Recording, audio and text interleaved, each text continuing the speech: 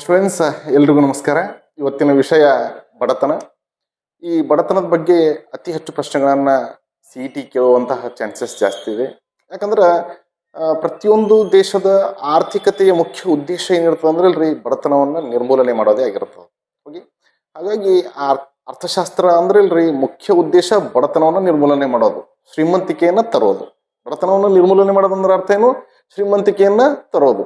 ಎಲ್ಲಾ ದೇಶದ ರಾಜಕೀಯ ಎದ್ರ ಮೇಲೆ ಡಿಪೆಂಡ್ ಅದ? ಆರ್ಥಿಕತೆ ಮೇಲೆ ಡಿಪೆಂಡ್ ಅದ.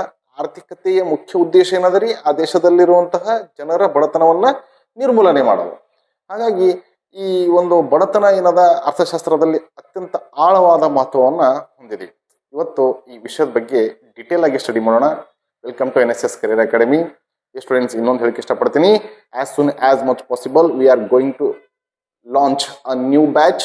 S, next month I mean to say ಈ ಆಗಸ್ಟ್ ತಿಂಗಳದಾಗ ಫಸ್ಟ್ ವೀಕ್ನಾಗೆ ಇಲ್ರಿ ನಾವೇನ್ ಮಾಡ್ತಾ ಇದ್ದೀವಿ, ಹೊಸ ಬ್ಯಾಚ್ ಅನ್ನ ಆರಂಭಿಸ್ತಾ ಇದ್ದೀವಿ.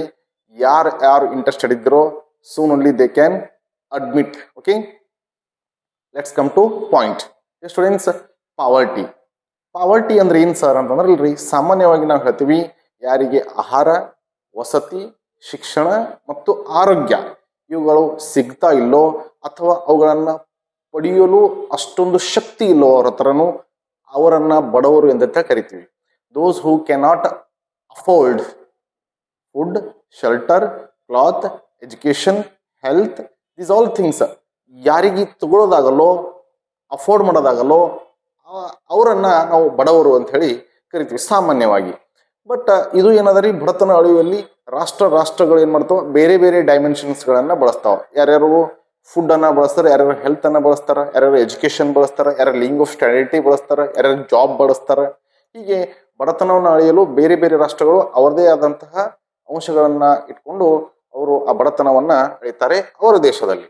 ಇವತ್ತು ನಮ್ಮ ದೇಶದ ಬಡತನ ಇವುಗಳನ್ನೆಲ್ಲ ಡಿಟೇಲ್ ಆಗಿ ಅಧ್ಯಯನ ಮಾಡೋಣ. ಓಕೆ, ನೋಡಿ, ವಿಶ್ವ ಬ್ಯಾಂಕ್ ಪ್ರಕಾರ ಆರೋಗ್ಯ, ಶಿಕ್ಷಣ, ಆಹಾರ, ವಸತಿ, ಉದ್ಯೋಗ ಪಡೆಯಲು ಆಗದಂತಹ ಪರಿಸ್ಥಿತಿಯನ್ನು ಬಡತನ ಎನ್ನುವರು. ಓಕೆ, ಈ ಎಲ್ಲ ಏನು ಆಹಾರ ಇರ್ಬೋದು, ಶಿಕ್ಷಣ ಆಗಿರ್ಬೋದು, ಆರೋಗ್ಯ ಆಗಿರ್ಬೋದು, ವಸತಿ ಆಗಿರಬಹುದು, ಉದ್ಯೋಗ ಆಗಿರ್ಬೋದು, ಇವುಗಳನ್ನ ಅವ್ರಿಗೆ ಪಡ್ಕೊಳಕ್ ಆಗ್ತಾ ಇಲ್ಲ. ಓಕೆ, ಅದು ಫೈನಾನ್ಸಿಯಲ್ ಪ್ರಾಬ್ಲಮ್ ಇರ್ಬೋದು. ಹಾಗಾಗಿ ಅದಕ್ಕೆ ನಾವು ಬಡತನ ಅಂತ ಹೇಳಿ ಕರಿತೀವಿ. ಓಕೆ, ನೋಡಿ, ಬಡತನದಲ್ಲಿ ಎರಡು ಪ್ರಕಾರ, ವೆರಿ ಇಂಟ್ರೆಸ್ಟಿಂಗ್. ಬಡತನದಲ್ಲಿ ಎರಡು ಪ್ರಕಾರ. ಒಂದು ಆಬ್ಸಲ್ಯೂಟ್ ಪಾವರ್ಟಿ, ಇದಕ್ಕೆ ಸಂಪೂರ್ಣ ಬಡತನ ಅಂತ ಕರಿತೀವಿ. ಇನ್ನೊಂದು ರಿಲೇಟಿವ್ ಪಾವರ್ಟಿ, ಸಾಪೇಕ್ಷ ಬಡತನ ಅಂತ ಕರಿತೀವಿ. ಏನ್ sir, what is difference between absolute poverty and relative poverty? Absolute poverty ಅಂತಂದ್ರೆ ಇಲ್ರಿ, ಒಬ್ಬ ವ್ಯಕ್ತಿಯ ಬಡತನ, ಒಬ್ಬ ವ್ಯಕ್ತಿ ಅದನ.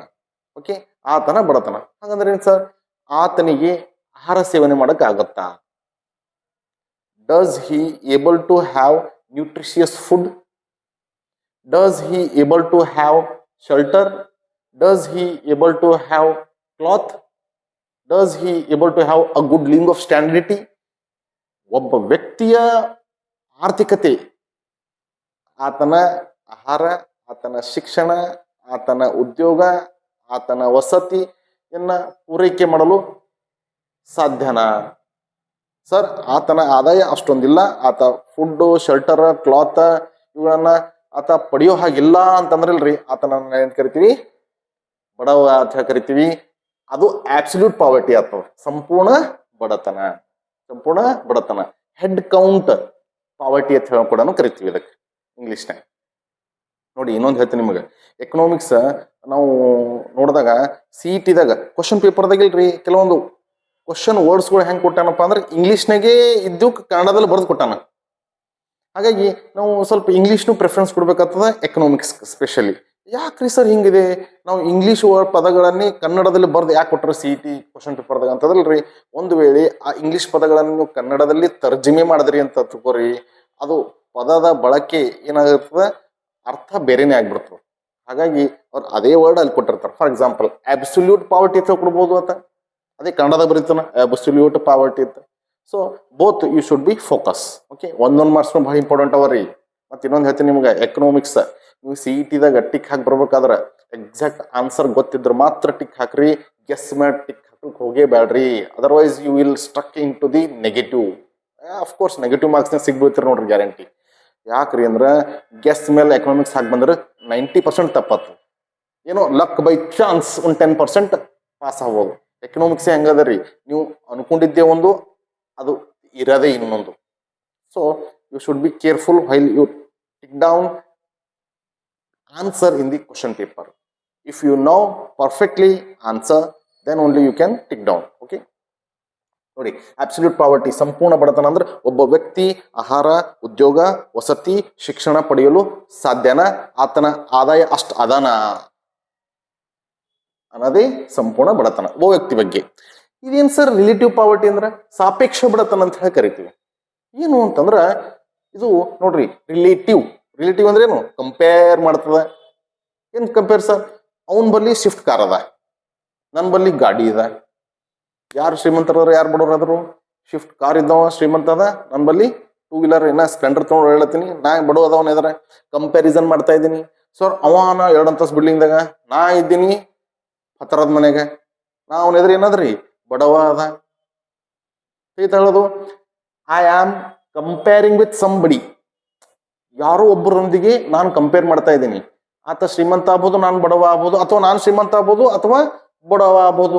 ಇದಕ್ಕೆ ಏನಂತ ಕರಿತೀವಿ ನಾವು? ರಿಲೇಟಿವ್ ಪಾವರ್ಟಿ ಅಂತ ಕರಿತೀವಿ, ಸಾಪೇಕ್ಷ ಬಡತನ. ಒಬ್ಬ ವ್ಯಕ್ತಿ ಬಗ್ಗೆ ಅಧ್ಯಯನ ಮಾಡಿ ಆತ ಆಹಾರ, ವಸತಿ, ಉದ್ಯೋಗ, ಬಟ್ಟೆ ಇವುಗಳನ್ನ ತಗೋಕ್ ಆಗ್ತಾ ಇಲ್ಲ ಸರ್, ಅವನ ಆರ್ಥಿಕತೆ ಅಷ್ಟೊಂದು ಸದೃಢ ಇಲ್ಲ ಅಂತಂದ್ರೆ ಅದೇನತ್ತದ? ಅಬ್ಸಲ್ಯೂಟ್ ಪಾವರ್ಟಿ ಆಗ್ತದ. ನಾವು ಕಂಪೇರ್ ಮಾಡತ್ತೀವಿ ಅಂತಂದ್ರೆ ಅದೇನತ್ತದ ರೀ? ರಿಲೇಟಿವ್ ಪಾವರ್ಟಿ ಆಗ್ತದ. ಆಯ್ತಾ? ಹೀಗೆ ನೋಡಿ. ನೆಕ್ಸ್ಟ್, ಭಾರತದಲ್ಲಿ ಮೊಟ್ಟ ಮೊದಲ ಬಾರಿಗೆ ಬಡತನವನ್ನು ಅಳೆದವರು ಯಾರಪ್ಪ ಅಂದ್ರೆ ದಾದಾಬಾಯಿ ನವರೋಜಿ ಅವರು. ದಾದಾಬಾಯಿ ನವರೋಜಿ ಅವರು ಭಾರತದಲ್ಲಿ ಮೊಟ್ಟ ಮೊದಲ ಬಾರಿಗೆ ಬಡತನವನ್ನು ಅಳೆದವರು ದಾದಾಬಾಯಿ ನವರೋಜಿ. ಅವರನ್ನ ಏನಂತ ಕರಿತೀವಿ? ಭಾರತದ ವೃದ್ಧ ಪಿತಾಮಹ ಅಂತ ಹೇಳಿ ಕರಿತೀವಿ. ಅದೇ ತರ ನಮ್ಮ ಕರ್ನಾಟಕದ ವೃದ್ಧ ಪಿತಾಮಹ ಯಾರು? Sir M Visvesvaraya. ಭಾರತದ ವೃದ್ಧ ಪಿತಾಮಹ ದಾದಾಬಾಯಿ ನವರೋಜಿ ಆದ್ರಲ್ರಿ, ಕರ್ನಾಟಕದ ವೃದ್ಧ ಪಿತಾಮಹ ಯಾರ್ರಿ? ಸರ್ ಎಂ ವಿಶ್ವೇಶ್ವರಯ್ಯನವರು. Okay sir, Dadabhai Naoroji first time ನಮ್ಮ ಭಾರತದಾಗ ಬಡತನವನ್ನ ಅಳದ್ರು ಅಂತ ಹೇಳ್ತಾ ಇದ್ದೀನಲ್ಲ, ಹೆಂಗ ಅಳದ್ರಿ ಅಂದ್ರಲ್ರಿ, ಬಡತನದ ಬುಟ್ಟಿ ಅಂತ ಹೇಳಿ ಮಾಡಿದ್ರು ಒಂದು ಬಾಕ್ಸ್. ಏನ್ ಸರ್ ಅದು ಬಾಕ್ಸ್ ಅಂದ್ರ ಅಲ್ಲಿ ಆಹಾರಗಳನ್ನ ಹೆಚ್ಚಿನ ಆದ್ಯತೆ ಕೊಟ್ಟರು. ಈ ಫುಡ್ ಅವ್ರಿಗೆ ತಗೋದ್ ಆಗಲಾಗ್ಯದ ಅಂತಂದ್ರೆ ಪರ್ ಡೇ ಅವ್ರೇನಾದ್ರು ಬಡತನ ಅಂತ ಹೇಳಿ ಕನ್ಸಿಡರ್ ಮಾಡಿದ್ರು ದಾದಾಬಾಯಿ ನವರೋಜಿ. ಇವರೊಂದು ಪುಸ್ತಕ ಬರೆದಿದ್ರು, ಸಂಪತ್ತಿನ ಸೋರಿಕೆ ಸಿದ್ಧಾಂತ ಕೂಡ ಇವ್ರದೇ ಆಗಿತ್ತು. ಒಂದೊಂದು ನೋಡೋಣ. ನೋಡಿ, ಸಂಪತ್ತಿನ ಸೋರಿಕೆ ಸಿದ್ಧಾಂತ ಇವ್ ಯಾಕೆ ಹೇಳ್ತಾ ಇದೀನಿ ಅಂದ್ರೆ, ದಾದಾಬಾಯಿ ನವರೋಜಿ ಇವ್ರ ಬಗ್ಗೆ ಪೊಲೀಸ್ ಏನ್ ಎಕ್ಸಾಮ್ ನಡೀತಾವ ನೋಡ್ರಿ, ಒಂದು ಕ್ವಶನ್ ಹಾಕ್ತಾರೆ ಗ್ಯಾರಂಟಿ. ಒಂದು 4 ಪೊಲೀಸ್ ಎಕ್ಸಾಮ್ ಆಗ್ಯಾವ ಅಂದ್ರೆ ಒಂದು 2 ಕ್ವಶನ್ ಪೇಪರ್ದಾಗ ಇಲ್ರಿ ದಾದಾಬಾಯಿ ನವರೋಜಿ ಬಗ್ಗೆ ಒಂದು ಕ್ವಶನ್ ಹಾಕ್ಯಾರ guarantee. So let us understand. Okay, so Dadabhai Naoroji play very important role for CET, not only our Indian economy but also for CET purpose. ನೋಡಿ, ದಾದಾಬಾಯಿ ನವರೋಜಿ ಭಾರತದ ವೃದ್ಧ ಪಿತಾಮಹ. ಓಕೆ, ಇವರು ಬರೆದಂತಹ ಪುಸ್ತಕ poverty and un British rule in India.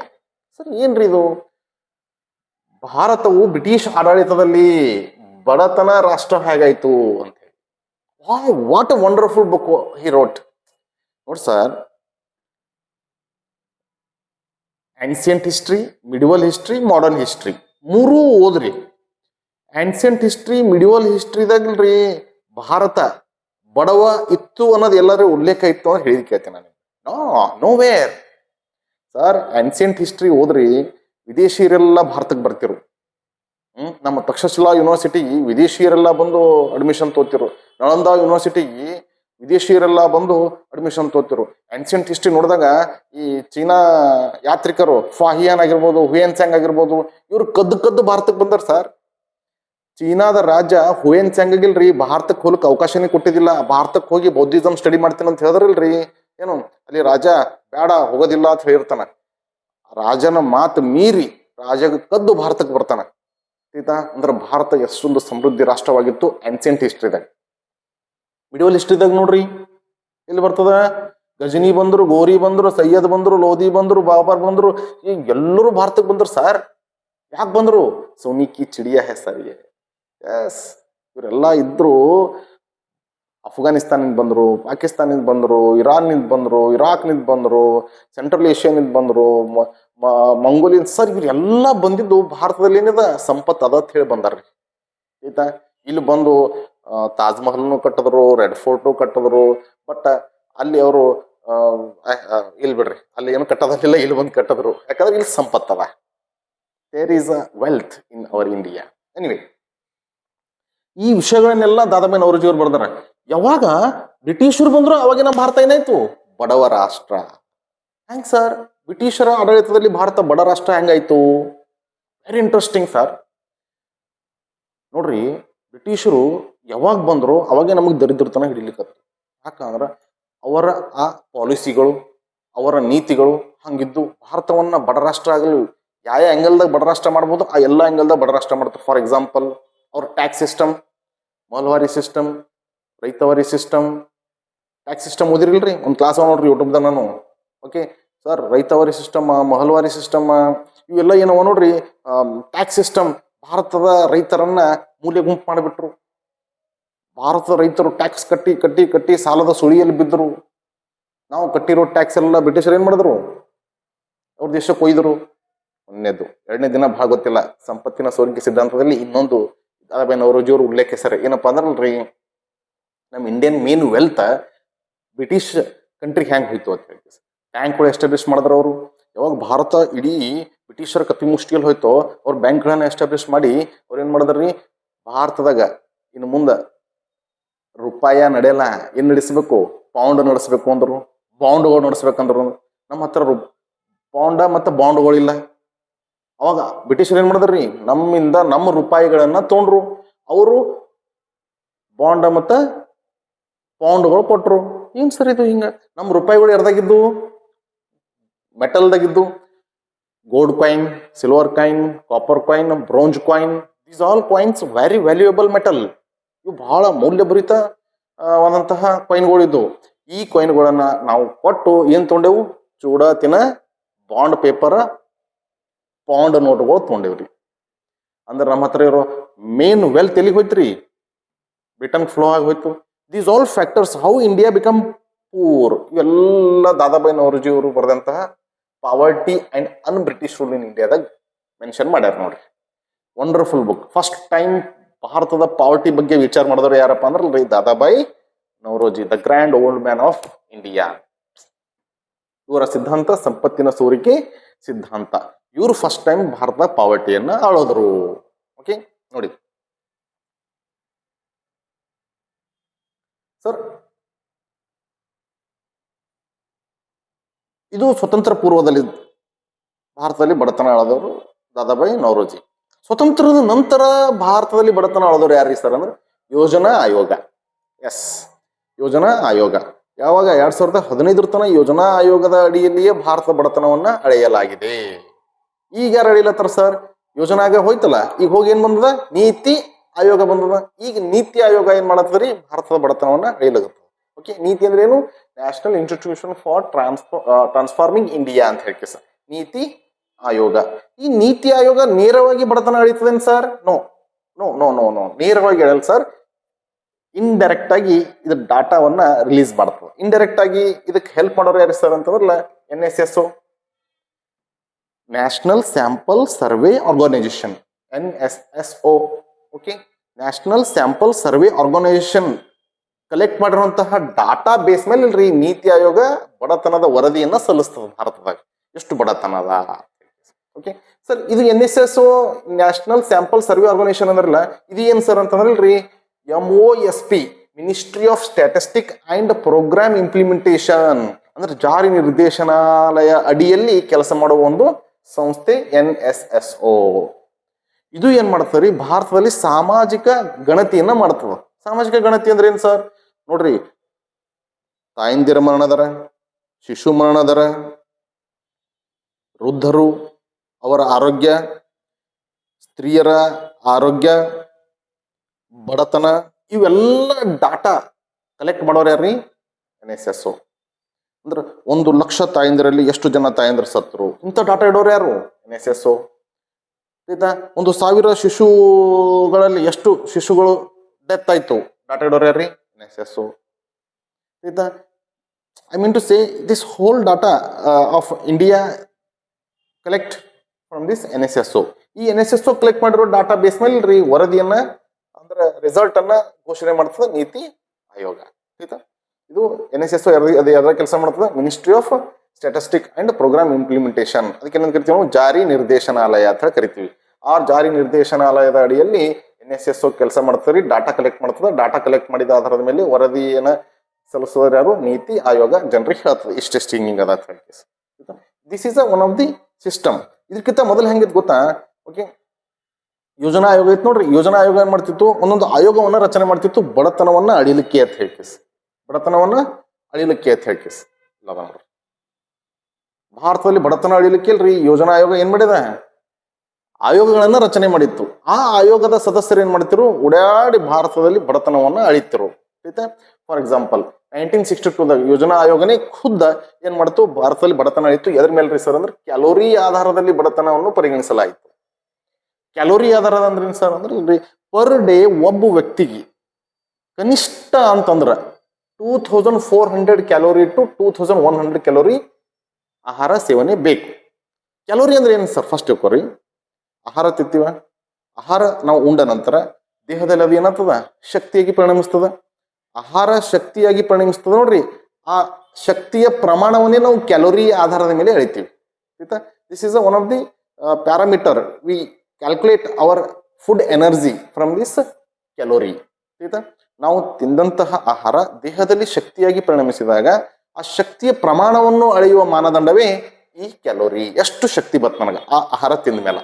ಆಯ್ತಾ? For example ನೋಡ್ರಿ, ನಾವು ಸ್ಕೂಲ್ನಾಗ ಇದ್ದಾಗಿಲ್ರಿ, ಪ್ರೇಯರ್ಕ್ ನಿಂತಾಗ ಬಿಸಿಲಿಗೆ ಏನಾದ್ರು ಆಯ್ತು, ನಾವು ನಿಂತು ಹಿಂಗೆ ಬತ್ತು ಚಕ್ರ ಬಂತ ತಿಳ್ಕೊರಿ, ಬಿದ್ದೆವು ತಿಳ್ಕೊ. ನಮಗೆ ಫಸ್ಟ್ ಟೀಚರ್ಸ್ ಬಂದು ಏನು ಹೇಳ್ತಾರೆ? ಬಾಯ್ದಾಗ ನೀರು ಕುಡಿಸಿ ಚಾಕ್ಲೇಟ್ ತಿನ್ನಿಸ್ತಿರು. ಚಾಕ್ಲೇಟ್ ಯಾಕೆ? ಸ್ವೀಟ್ ಸಡನ್ ಆಗಿ ಏನು ಕೊಡ್ತದ? ಬಾಡಿಗೆ ಎನರ್ಜಿ ಕೊಡ್ತದ. ಎನರ್ಜಿ ಅಂದ್ರೆ ಏನ್ರಿ? ಕ್ಯಾಲೋರಿ. ಅದು ಹೈ ಕ್ಯಾಲೋರೀಸ್ ಕೊಡ್ತದ. ಹಾಗಾಗಿ ಏನ್ರಿ ನಮಗೆ ಚಾಕ್ಲೇಟ್ ತಿನ್ನಿಸ್ತಿರು. Calorie nothing but measuring the energy of food in our body.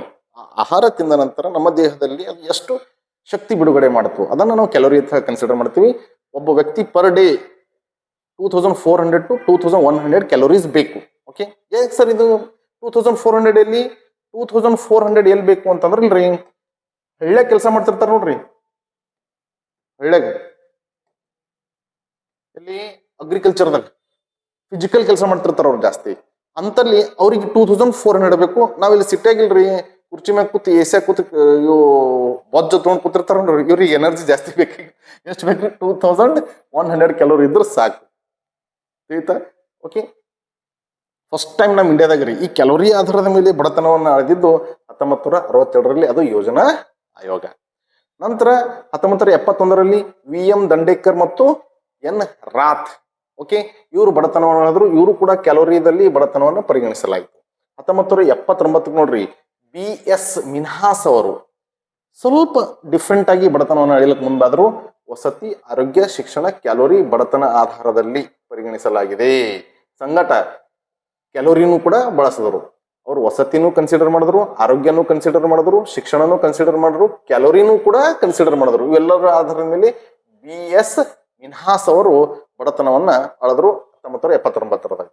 80 ನೋಡ್ರಿ, ಲಕ್ಕಡ್ವಾಲಾ ಆಯೋಗ, ಓಕೆ, ಕ್ಯಾಲೋರಿ ಆಧಾರದಲ್ಲಿ ಬಡತನವನ್ನು ಪರಿಗಣಿಸಲಾಯಿತು. ಇವರು ಕೂಡ. ನೆಕ್ಸ್ಟ್ ನೋಡ್ರಿ 2009ಕ್ಕೆ ತೆಂಡೂಲ್ಕರ್ ಆಯೋಗ, ಮತ್ತೆ 2009ಕ್ಕೆ 2005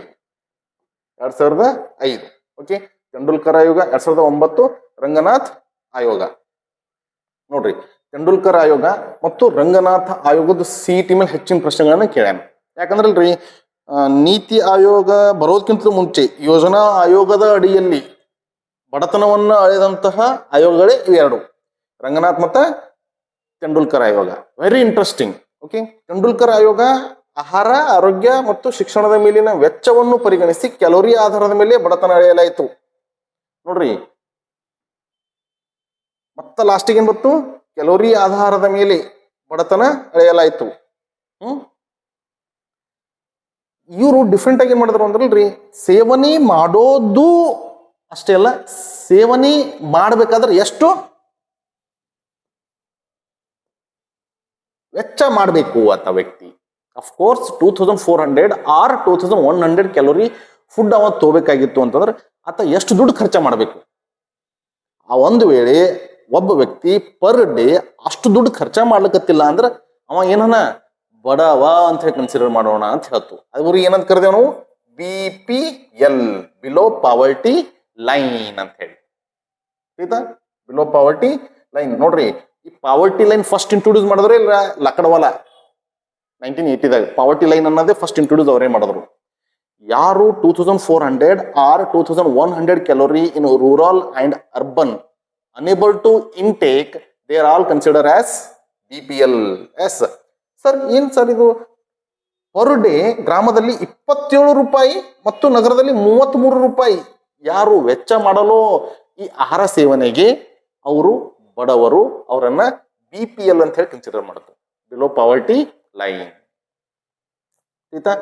ಆಸ್ ಪರ್ ತೆಂಡೂಲ್ಕರ್ ಆಯೋಗ 27 ಮತ್ತು 33 ರೂಪಾಯಿ ವೆಚ್ಚ ಮಾಡದಂತಹ ಪರಿಸ್ಥಿತಿ ಇರುವಂತಹ ಜನರು ಭಾರತದ ಕನ್ಸಿಡರ್ ಮಾಡಿದ್ರೆ ಆವಾಗಿನ ಭಾರತದ ಬಡತನದ ಜನಸಂಖ್ಯೆ 21% ಇತ್ತು ನೋಡ್ರಿ. ಎಸ್, 21% ಪಾವರ್ಟಿ ಇತ್ತು 2005ದಾಗ. ಎಸ್, ನೆಕ್ಸ್ಟ್ ಯಾವ್ದು ಬಂತು? 2009ದಾಗ ರಂಗನಾಥ್ ಆಯೋಗ. ಓಕೆ, ರಂಗನಾಥ್ ಆಯೋಗ ಬಂದಿದ್ದು ಇವಾಗ, ಬಟ್ ಇವರು ವರದಿ ಸಲ್ಲಿಸಿದ್ದು 2012ದಾಗ ವರದಿ ಸಲ್ಲಿಸಿದ್ರು.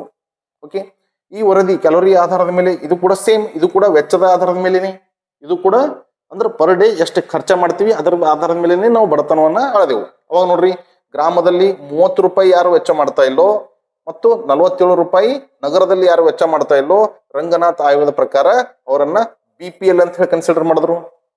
ರಂಗನಾಥ್ ಆಯೋಗದ ಪ್ರಕಾರ ಸ್ವಲ್ಪ ಏನ್ ಮಾಡ್ರಿ, ಇಲ್ಲಿ ವೆಚ್ಚ ಹೆಚ್ಚಿಗೆ ಮಾಡಿರಲ್ರಿ. ಅವಾಗ ಎಷ್ಟು ಬತ್ತು? 29% ಪಾವರ್ಟಿ ತೋರಿಸ್ತು ಭಾರತದಾಗ. ಎಸ್, ಭಾರತದಲ್ಲಿ ಎಷ್ಟು ಬತ್ರಿ? 29% ಪಾವರ್ಟಿ ತೋರಿಸ್ಬಿಡ್ತಿದ್ವು. ಹಾಗಾಗಿ ಆಗಿನ ಕೇಂದ್ರ ಸರ್ಕಾರ ಈ ರಂಗನಾಥ್ ಆಯೋಗದ ವರದಿಯನ್ನ ಬಿಡುಗಡೆ ಮಾಡಲಿಲ್ರಿ ಅಷ್ಟು. Okay, they hesitate because it's black mark on the central government. Poverty ಕಮ್ಮಿ ಆಗ್ಬೇಕು, ಹೆಚ್ಚಿಗೆ ಬೇಕಾ? ಕಮ್ಮಿ ಆಗಬೇಕು. ಬಟ್ ಅನ್ಫಾರ್ಚುನೇಟ್ಲಿ ರಂಗನಾಥ್ ಆಯೋಗದ ಪ್ರಕಾರ ಏನಾಗಿದೆ? 29%. 21 ಇದ್ದಿದ್ದು ಎಷ್ಟೈತ್ರಿ? 29% ಆಗಿಸಲಿಂದಲ್ಲ, ಸ್ವಲ್ಪ ಅಷ್ಟೊಂದು ಬಿಡುಗಡೆ ಮಾಡಿಲ್ಲ. But then too it's published by the people. ಮೀಡಿಯಾಗಳದೆಲ್ಲ ಪಬ್ಲಿಷ್ ಮಾಡಿ ಇದು ಮಾಡಿಬಿಟ್ರು. ಬಟ್ ಅದು ಏನು ಅಷ್ಟೊಂದು ಸಂಸತ್ತಿನಲ್ಲಿ ಈ ರಂಗನಾಥ್ ಆಯೋಗದ ವರದಿ ಆಧಾರದ ಮೇಲೆ ಚರ್ಚೆ ಏನು ಮಾಡಲಾಗಲಿಲ್ಲ. ಅಪೋಸಿಷನ್ ಅದು ಬಿಡ್ಲಿಲ್ಲ, ರೂಲಿಂಗ್ ಪಾರ್ಟಿ ಮಾಡಲಿಲ್ಲ, ಅಪೋಸಿಷನ್ ಬಿಡ್ಲಿಲ್ಲ, ಚರ್ಚೆಯಲ್ಲಿ ಉಳಿತದು. ಎನಿವೆ ನೋಡಿ, ಅತಿ ಹೆಚ್ಚು ಪ್ರಶ್ನೆಗಳು ತೆಂಡೂಲ್ಕರ್ ಆಯೋಗ ಮತ್ತು ರಂಗನಾಥ್ ಆಯೋಗದ ಮೇಲೇನೆ ಕ್ವಶನ್ ಕೇಳ್ಯಾರ. Okay, as per Tendulkar commission in 2005 our poverty it was 21%. In the 2012 when Ranganath commission reported the poverty it was 29%. Okay, ನೆನ್ಪಿಟ್ಟಿರ್ರಿ ಪ್ರಶ್ನೆಗಳಿಗೆ. ಸರ್, ಇವೆಲ್ಲ ನೋಡಿದಾಗ ನಮಗೊಂದು ಏನ್ ಕಂಡು ಬರ್ತದೆ ಅಂತಂದ್ರೆ ಇಲ್ರಿ, ನಮ್ಮ ಭಾರತದಾಗ ಪಾವರ್ಟಿ ನಾವು ಹೆಂಗೆ ಅಳಿತೀವಿ ಅಂತಂದ್ರೆ ಇಲ್ರಿ, ಅನುಭೋಗದ ವೆಚ್ಚದ ಆಧಾರದ ಮೇಲೆ ಬಡತನವನ್ನ ಅಳಿತೀವಿ. Consumption expenditure. ಅನುಭೋಗದ ವೆಚ್ಚ ಅಂದ್ರೆ ಏನ್ರಿ? ಆಹಾರವನ್ನ ಸ್ವೀಕಾರ ಮಾಡ್ತೀವಿ, ಆಹಾರವನ್ನ ತಿಂತೀವಿ, ಅದನ್ನ ಅನುಭೋಗ ಅಂತ ಹೇಳಿ ಕರೆದೆವು. ಅದರ ಮೇಲೆ ಮಾಡುವಂತಹ ವೆಚ್ಚ. ಓಕೆ, ವೆಚ್ಚದ ಆಧಾರದ ಮೇಲೆ ಸ್ವಲ್ಪ ಸ್ಪೆಲ್ಲಿಂಗ್ ಮಿಸ್ಟೇಕ್ ಆಗ್ಯಾವ ಇಲ್ಲಿ. ವೆಚ್ಚದ ಆಧಾರದ ಮೇಲೆ ಅಂತಂದ್ರೆ ಭಾರತ ಬಡತನ ಅಳಿತದ ಅನ್ನೋದು ಗೊತ್ತಾಯ್ತು. ಅಂದ್ರೆ ಅನುಭೋಗ, ನಾವು ಎಷ್ಟು ಆಹಾರ ಸೇವನೆ ಮಾಡ್ತೀವಿ, ಅದಕ್ಕೆ ಎಷ್ಟು ಖರ್ಚ ಮಾಡ್ಲಕತ್ತೀವಿ. ನೋಡ್ರಿ, ಇಲ್ಲಿ ತೋರಿಸಿವಿಲ್ರಿ, 30 ರೂಪಾಯಿ ಮತ್ತು 47 ರೂಪಾಯಿ ಯಾರು ವೆಚ್ಚ ಮಾಡಲು ಅವರು BPL ಅಂತ ಕನ್ಸಿಡರ್ ಮಾಡಿವಿ. ಅಟ್ಲೀಸ್ಟ್ ಪರ್ ಡೇ ಇಷ್ಟು ವೆಚ್ಚ ಮಾಡ್ಬೇಕು ಆಹಾರಕ್ಕಾಗಿ. ಕ್ಲಿಯರ್? ನೆಕ್ಸ್ಟ್ ನೋಡ್ರಿ, 2022ದಾಗ ಓಕೆ ಒಂದು ಆಯೋಗ, ನೀತಿ ಆಯೋಗ ವರದಿ ಪ್ರಕಾರ ಭಾರತ ಬಡತನ 14% ಕಿಲ್ರಿ ಡೌನ್ ಆಗ್ಯದ. 2022 ಡಾಟಾ. ಏನ್ ಸರ್ ಇದು? 2022 ಡಾಟಾ ಒಮ್ಮಿಗೆ 29% ಇದ್ದಿದ್ದು. ರಂಗನಾಥ್ ಆಯೋಗದ ಪ್ರಕಾರ ಎಷ್ಟಿತ್ತು? 29% ಇತ್ತು. ಈಗ ಎಷ್ಟು ರಿಡಕ್ಷನ್ ಆಗಿದೆ? 14.9% ರಿಡಕ್ಷನ್ ಆಗಿದೆ. ಯಾರು ಮಾಡ್ಯಾರ ಸರ್? ಇದು ನೀತಿ ಆಯೋಗ ವರದಿ ಸಲ್ಲಿಸ್ಯದ. ಹಾಗಾದ್ರೆ ಇದು ಎದ್ರ ಮೇಲೆ ಆಡಿದೆ ಸರ್? ಅದು ಅವರು ಕನ್ಸ್ಯೂಮ್ಷನ್ ಎಕ್ಸ್ಪೆಂಡಿಚರ್ ಅಂದ್ರೆ ಅನುಭೋಗದ ವೆಚ್ಚದ ಮೇಲೆ ಆ ಒಂದು ಆಯೋಗಗಳು ವರದಿಯನ್ನು ಸಲ್ಲಿಸಿದ್ರೆ ಇವ್ರು ಏನ್ ಮಾಡ್ಯಾರ್ರಿ? ಮಲ್ಟಿ ಡೈಮೆನ್ಷನಲ್ ಪಾವರ್ಟಿ ಆಧಾರದ ಮೇಲೆ ಬಡತನವನ್ನು ಅಳದಾರ. ಮಲ್ಟಿ ಡೈಮೆನ್ಷನಲ್ ಅಂದ್ರೆ ಅವ್ರು ಕೇವಲ ಅನುಭೋಗದ ವೆಚ್ಚ ಹೆಚ್ಚಿಗೆ ಫೋಕಸ್ ಮಾಡ್ಯಾರ. ಇವ್ರ ಅನುಭೋಗದ ವೆಚ್ಚದ ಮುಂದಿಗೆ ಅಲ್ಲಿರುವಂತಹ ಆರೋಗ್ಯ, ಶಿಕ್ಷಣ, ಜೀವನ ಮಟ್ಟ ಈ ಎಲ್ಲಾ ಅಂಶಗಳನ್ನ ಪರಿಗಣಿಸಿ ಏನ್ ಮಾಡ್ಯಾರ್ರಿ ಆ ಬಡತನವನ್ನು ಅಳದಾರ. ಅದಕ್ಕೆ ಏನಂತ ಕರಿತೀವಿ ನಾವು ಮಲ್ಟಿ ಡೈಮೆನ್ಷನಲ್ ಪಾವರ್ಟಿ ಅಂತ ಕರಿತೀವಿ. ಓಕೆ ಸರ್, ಅನುಭೋಗದ ವೆಚ್ಚ ಅಷ್ಟೇ ಅಲ್ಲ, ಶಿಕ್ಷಣ, ಆರೋಗ್ಯ, ವಸತಿ, ಉದ್ಯೋಗ, ಜೀವನ ಮಟ್ಟ ಇವೆಲ್ಲವನ್ನ ಪರಿಗಣಿಸಿ ಬಡತನವನ್ನ ಇವರು ಅಳದಾರ್ರಿ ನೀತಿ ಆಯೋಗ. ಆವಾಗ ಭಾರತದಲ್ಲಿ ಬಡತನ ಎಷ್ಟು ಬಂದದ 2014 ಇನ್ 2022. ಐ ಮೀನ್ ಟು ಸೇ 14% ಇನ್ 2022. ಆಯ್ತಾ? ಇನ್ನೊಂದು ಹೇಳ್ತೀನಿ ನಿಮಗೆ, ಈ ಮಲ್ಟಿ ಡೈಮೆನ್ಷನಲ್ ಪಾವರ್ಟಿ ಫಸ್ಟ್ ಯಾರು ಅಡಾಪ್ಟ್ ಮಾಡ್ಕೊಂಡ್ರೆ UNDP, yes, united nation development programme, one of the UNO organ. Okay, UNDP, united nation development programme. ಇದಕ್ಕೆ ಪುಷ್ಟಿಯಾಗುವಂತೆ ಅಮೆರಿಕಾದಾಗ ಬಡತನವನ್ನ ಫಸ್ಟ್ ಒಂದು ಯೂನಿವರ್ಸಿಟಿ ಐಲಕ್ಕೆ ಮುಂದಾತು, Oxford poverty and human development initiatives. ಇವ್ರು ಅಮೆರಿಕಾದಾಗ ಅಡಾಪ್ಟ್ ಮಾಡ್ಕೊಂಡ್ರು. ಯಾವಾಗ ಇವ್ರು ಇಬ್ರು ಅಡಾಪ್ಟ್ ಮಾಡ್ಕೊಂಡ್ರು, ಈಗೆಲ್ಲ ವಸ್ತು ಕಂಟ್ರಿಗಳಿಲ್ಲ ಮಲ್ಟಿ ಡೈಮೆನ್ಷನಲ್ ಪಾವರ್ಟಿ ಇಂಡೆಕ್ಸೇ ಅಡಾಪ್ಟ್ ಮಾಡ್ಕೊಳ್ಳತ್ತವ ಪಾವರ್ಟಿಯನ್ನ ಅಳಿಲು. ಅಂದ್ರೆ ಇಷ್ಟು ಆರೋಗ್ಯ, ಶಿಕ್ಷಣ ಮತ್ತು ಜೀವನ ಮಟ್ಟ ಇವೆಲ್ಲವನ್ನ ಪರಿಗಣಿಸಿ ಏನ್ ಮಾಡತ್ತಾರ, ಒಂದು ಬಡತನವನ್ನ ಅಳಿಲಗತ್ತಾರ. ಆಲ್ಮೋಸ್ಟ್ಲಿ ರೀ ಇದು ವೆಚ್ಚದ ಆಧಾರದ ಮೇಲೆ ಅಲ್ಲ, ಇದು ಎದ್ರ ಮೇಲೆ ಆಗ್ತದ, ಸಂಪಾದನೆಗಿಂತ ಜೀವನಾಧಾರಿತ ಸಮೀಕ್ಷೆಯಾಗಿದೆ. ಒಬ್ಬ ವ್ಯಕ್ತಿ ಬದುಕಲ್ಕತ್ತಾನ ಅಂದ್ರೆ ಯಾವ ತರ ಬದುಕಲ್ಕತ್ತಾನ ಸರ್? ವೆಚ್ಚ ಮಾಡಿದವರೆಲ್ಲ ಶ್ರೀಮಂತನ? ವೆಚ್ಚ ಮಾಡದೋ ಇರೋದೆಲ್ಲರೂ ಬಡವ್ರ ಅನ್ನೋ ಪ್ರಶ್ನೆ ಇಲ್ಲಿ ಆಗಿಲ್ಲ. ವೆಚ್ಚ ಮಾಡ್ರಿ, ವೆಚ್ಚ ಮಾಡದೇ ಇರ್ರಿ, ನೀವು ಯಾವ ತರ ಬದುಕಲ್ಕತ್ತೀರಿ ಅನ್ನೋದು ಬಹಳ ಇಂಪಾರ್ಟೆಂಟ್ ಅದ. ಅದಕ್ಕೆ ಏನ್ ಕರ್ದಿನ ಇಲ್ಲಿ, ಇದು ಸಂಪಾದನೆಗಿಂತ ಜೀವನಾಧಾರಿತ ಸಮೀಕ್ಷೆಯಾಗಿದೆ. Are you happy with your life? Are you able to afford basic needs for your children? Food, shelter, cloth? Of course, sir. Of course. As per 2023-24 World Bank report, our India is having just 5% poverty.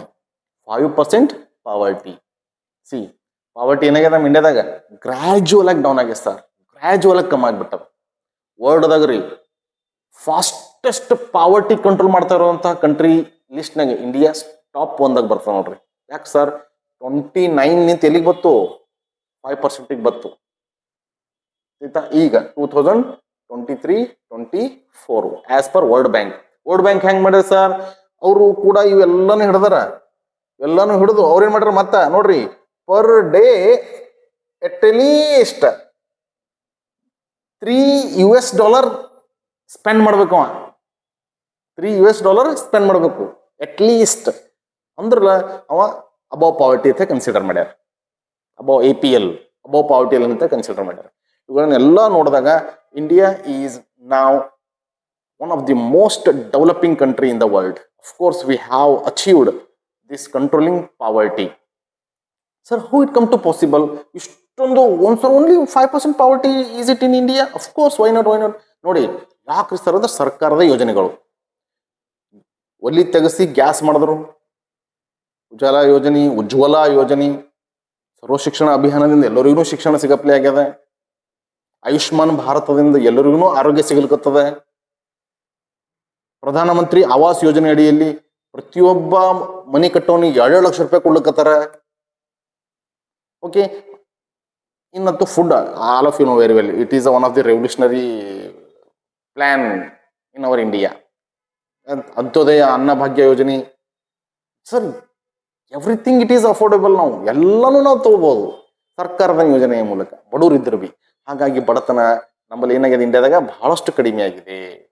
Sir, this is all about India poverty.